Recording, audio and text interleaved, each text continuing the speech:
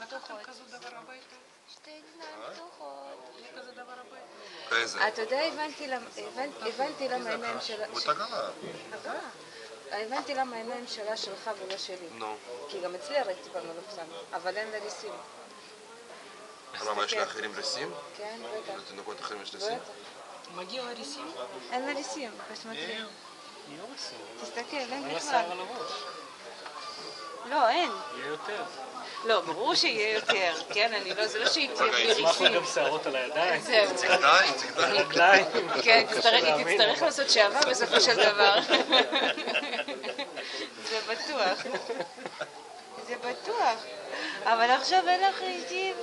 בגלל זה אתה באב קטן. בגלל זה אתה באב קטן כי אין לך ריסים. זה נטע? מצאו אותך תקינה? אני תקינה.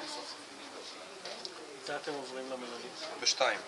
ושתיים כאילו מחכים לי, אז בסביבות 12 נעשה שחרור.